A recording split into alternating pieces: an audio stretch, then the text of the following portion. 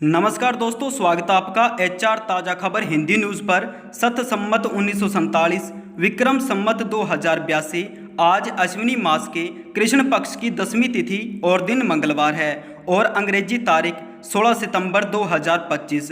तो सबसे पहले आज की सुर्खियां। एशिया कप में भारत ने पाकिस्तान को 7 विकेट से हराया। कप्तान सूर्य कुमार यादव ने छक्का लगा के जिताया। पाकिस्तानी खिलाड़ी से किसी ने भी हाथ नहीं मिलाया। हरियाणा में मानसून की विदाई के बाद अब जल्दी आ सकती है ठंड, मौसम विभाग ने जताई संभावना। सैनिक स्कूल करनाल में आई विभिन्न पदों पर भर्ती, 10 अक्टूबर है लास्ट डेट। मनीषा मौत मामला, कड़ियां जोड़ने में जुटी सीबीआई, लाइब्रेरी संचालक से की पूछताछ। आरओएच कैडर में जल्द भरे जाएंगे प्रिंसिपल के 250 खाली पद, एक हफ्ते में पात्र शिक्षकों की लिस्ट भेजने के आदेश जारी। पंजाब एवं हरियाणा हाईकोर्ट का फैसला, कैथल पुलिस कर्मियों को मिलेगा प्रमोशन और पेंशन लाभ। गुरुग्राम में लगेगी जॉब फेयर, युवाओं के पास नौकरी पाने का सुनहरा अवसर। 25 तारीख को लाडो लक्ष्मी योजना का मुख्यमंत्री करेंगे शुभारंभ। 2 अक्टूबर को फरीदाबाद में रहकर मुख्यमंत्री सूरजकुंड मेले का करेंगे शुभारंभ। दुबई से सीधा जोड़ा जाएगा हिसार को, व्यापार को मिलेगा बढ़ावा, मिलेगी अलग पहचान। मारुति सुजुकी की इस गाड़ी पर मिल रहा है 64,000 रुपये तक का डिस्काउंट, जानिए पूरी अपडेट। सोनीपत में बेहतर होंगी स्वास्थ्य सेवाएं, 6 अक्टूबर से बदलेंगी नागरिक अस्पताल की तस्वीरें। रिटायरमेंट पार्टी पर लाखों रुपए खर्च करने के बजाय गरीब लड़की की करवाई शादी, सरकारी टीचर की हो रही सराहना। आर्मी कमांडर बोले, 1965 के युद्ध से ली सीख, ऑपरेशन सिंदूर अभी भी जारी है, इस बार हमारा जवाब और भी कड़ा होगा, हमें पाकिस्तान पे भरोसा नहीं। बारिश के चलते वैष्णो देवी यात्रा फिर से स्थगित हुई, तो वहीं राजस्थान में मानसून की विदाई शुरू। तो आइए अब जानते हैं देश भर की तमाम बड़ी खबरों को विस्तार से। हरियाणा में 22 सितंबर से मौसम के लौटने के आसार हैं। मौसम विभाग के अनुसार 16 से 17 सितंबर के बीच हरियाणा में हल्की से मध्यम बारिश होने की संभावना जताई गई। इसकी वजह से पहाड़ों पर सक्रिय हो रहे पश्चिमी विक्षोभ व बंगाल की खाड़ी में बने मैन दबाव क्षेत्र को माना जाता है। 17 से 19 सितंबर के बीच हरियाणा के कई जिलों में बूंदाबांदी होगी। उसके बाद मानसून की रवानगी की प्रक्रिया प्रारंभ हो जाएगी। मौसम विशेषज्ञों का अनुमान है कि हरियाणा से मानसून की विदाई 22 सितंबर के आसपास से होगी। पिछले साल हरियाणा से मानसून की वापसी 2 अक्टूबर को हुई थी, लेकिन इस साल मानसून सामान्य से पहले लौटेगा। मौसम वैज्ञानिकों का कहना है कि मानसून की विदाई के बाद भी अगर बारिश होती है तो इस बार सर्दी समय से पहले दस्तक दे सकती है। अब बढ़ते हैं नेक्स्ट खबर की ओर। शिक्षा विभाग की ओर से रेस्ट ऑफ हरियाणा यानी आरओएच कैडर प्रिंसिपल के 250 खाली पदों को जल्द ही भरा जाएगा। इन पदों पर 80 व 20% के रेशो का प्रमोशन किया जाएगा, यानी कि इनमें से 80% पदों पर लेक्चरार और 20% पदों पर हेडमास्टरों का प्रमोशन किया जाएगा। इसके लिए हेडमास्टर और पोस्ट ग्रेजुएट टीचर यानी पीजीटी से प्रमोशन की मांग की गई। हेडमास्टर की वरिष्ठ संख्या 697 से 739 तक है और वहीं पीजीटी और सीनियरिटी नंबर 6501 से लेकर के 7450 के बीच माना जाएगा। इसके लिए सभी जिलों के 7 शिक्षा अधिकारियों को एक हफ्ते में पात्र शिक्षकों की लिस्ट तैयार कर भेजने के ऑर्डर जारी किए गए। डिपार्टमेंट के इस निर्णय से शिक्षक वर्ग भी खुश है। राज्य में तकरीबन 500 स्कूलों के प्रिंसिपल पद काफ़ी समय से खाली पड़े हैं। जिन्होंने पहले प्रमोशन नहीं लिया था, अगर उन्हें 1 साल से ज़्यादा समय हो चुका है तो वे फिर से दोबारा आवेदन पत्र भेज सकते हैं। चलो दोस्तों, बढ़ते हैं नेक्स्ट खबर की ओर। हरियाणा में स्वास्थ्य सेवाओं का बुनियादी ढांचा मजबूत करने और आमजन को बेहतर चिकित्सा सुविधाएं उपलब्ध कराने के उद्देश्य से सूबे के नायब सिंह सैनी सरकार निरंतर प्रयास कर रही है। स्वास्थ्य मंत्री आरती राव ने बताया कि राज्य सरकार ने लगभग 34.74 करोड़ की लागत से 135 नए स्वास्थ्य संस्थानों के निर्माण के लिए प्रशासनिक मंजूरी प्रदान कर दी। लगभग 6,993 लाख रुपए की धनराशि से 126 सब हेल्थ सेंटर का निर्माण किया जाएगा। जिन जिलों में सब सेंटर स्थापित किए जाएंगे उनमें महेंद्रगढ़, भिवानी, चरखी दादरी, गुरुग्राम, झज्जर, जींद, करनाल, कुरुक्षेत्र, कैथल, फतेहाबाद, पलवल, पानीपत, और सोनीपत शामिल है। वहीं 450 लाख रुपए की लागत राशि से 9 ब्लॉक पब्लिक हेल्थ यूनिट्स के निर्माण की भी स्वीकृति मंजूर कर दी गई। जिन जिलों में ब्लॉक पब्लिक हेल्थ यूनिट्स का निर्माण किया जाएगा उनमें सिरसा, पानीपत, भिवानी, झज्जर आदि शामिल हैं। हरियाणा की स्वास्थ्य मंत्री आरती राव ने बताया कि इस दिशा में डॉक्टरों की संख्या बढ़ाने, आधुनिक चिकित्सा उपकरण उपलब्ध करवाने और स्वास्थ्य संस्थानों के निर्माण को प्राथमिकता दी जा रही है। उन्होंने आश्वासन देते हुए कहा कि जिस भी गांव या शहर में स्वास्थ्य संस्थानों की जरूरत होगी वहां बिना किसी देरी के यथाशीघ्र स्वास्थ्य संस्थानों का निर्माण किया जाएगा। अब बढ़ते हैं नेक्स्ट खबर की ओर। हरियाणा में एक सरकारी टीचर ने अपनी रिटायरमेंट पर ऐसी पहल की जो कि चौतरफा प्रशंसा का विषय बनी हुई है। करनाल जिले के असंगत क्षेत्र के गणित विषय की टीचर सतपाल बिस्ला ने अपने रिटायरमेंट पर पार्टी करने की बजाय एक गरीब परिवार की बेटी में आर्थिक सहायता देते हुए उसके हाथ पीले किए। उन्होंने विवाहित कन्या को ग्रस्त का सारा सामान भी दिया। रंगरोटी खेड़ा के गवर्नमेंट मिडिल स्कूल से रिटायर होने वाले सतपाल बिस्ला ने कहा कि आमतौर पर लोग विदाई पार्टी में बढ़ चढ़कर दिखावा करते हुए लाखों रुपए खर्च करते हैं। रिटायरमेंट की पार्टी में लाखों रुपए उड़ाने से अच्छा है किसी का भला करना। वैसे भी बेटियां सबकी साझी होती है। उन्होंने अपनी ड्यूटी के आखिरी दिन रिटायरमेंट पार्टी करने की बजाय एक गरीब परिवार की बेटी की शादी कराई। सतपाल बिस्ला ने कहा कि वे अब स्कूल की जिम्मेदारियों से मुक्त हो चुके हैं लेकिन सामाजिक कार्यों में हमेशा बढ़ चढ़कर हिस्सा लेते रहेंगे। इस मुहिम में वे अपने साथ और भी लोगों को जोड़ने का काम करेंगे। उनकी इस पहल से पूरे क्षेत्र में एक सकारात्मक संदेश भी जाएगा और अन्य लोग भी इससे प्रेरणा लेते हुए सामाजिक कार्यों में अपनी भागीदारी सुनिश्चित करेंगे। अब बढ़ते हैं नेक्स्ट खबर की ओर।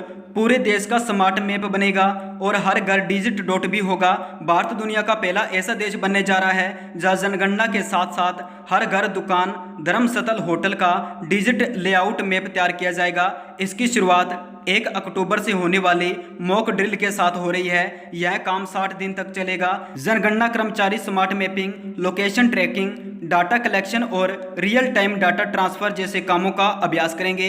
अनुभवों के आधार पर खामियां दूर कर 1 अप्रैल 2026 से असली जनगणना का काम शुरू कर दिया जाएगा। जनगणना कर्मचारी smart mapping, location tracking, data collection और रियल टाइम डाटा ट्रांसफर जैसे कामों का अभ्यास करेंगे। अनुभवों के आधार पर खामियां दूर कर 1 अप्रैल 2026 से असली जनगणना का काम शुरू कर दिया जाएगा। हर गणना कर्मचारी घर घर जाकर मोबाइल ऐप में लोकेशन ऑन करेगा। घर को मैप पर पिन कर जियो टैगिंग की जाएगी जिससे हर घर डिजिट डॉट के रूप में मैप तैयार हो जाएगा।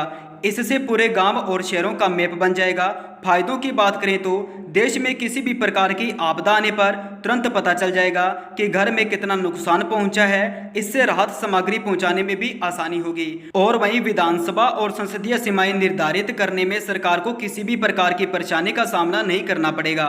इस मैप के जरिए पार्क, स्कूल, अस्पताल आदि को डिजाइन तैयार करना आसान हो जाएगा। इस प्रक्रिया के जरिए मतदाता सूची को भी ठीक किया जा सकेगा। तो दोस्तों अब बढ़ते हैं नेक्स्ट खबर की ओर। अगर आप नौकरी की तलाश कर रहे हैं तो आप सभी युवाओं के लिए राहत भरी खबर सामने आ रही है। गुरुग्राम में कौशल विकास एवं औद्योगिक प्रशिक्षण विभाग की तरफ से नौकरी के इच्छुक युवाओं के लिए रोजगार मेले का आयोजन किया जा रहा है। इस जॉब फेयर में कई वरिष्ठ कंपनियां हिस्सा लेने पहुंच रही हैं। आप भी इस मेले में हिस्सा ले सकते हैं और अपने लिए जॉब सुनिश्चित कर सकते हैं। विभाग की तरफ से 17 सितंबर बुधवार को रोजगार मेले का आयोजन किया जाएगा। इस रोजगार मेले में कंपनी अपनी आवश्यकता अनुसार योग्य अभ्यर्थियों का चयन करेंगी। 17 सितंबर को राजकीय औद्योगिक प्रशिक्षण संस्थान यानी ITI में प्लेसमेंट कैंप्स रोजगार मेले का आयोजन किया जाएगा। इस फेयर में कई वरिष्ठ कंपनियां पहुंच रही हैं जैसे Hero motor corp, Suzuki, precision tech, turns और हिंदुस्तान विद्युत जैसी कंपनियां शामिल होने जा रही है। शहर के आसपास के क्षेत्रों के उम्मीदवार भी ज़्यादा से ज़्यादा संख्या में मेले में पहुंचकर हिस्सा ले सकते हैं। अब बढ़ते हैं नेक्स्ट खबर की ओर।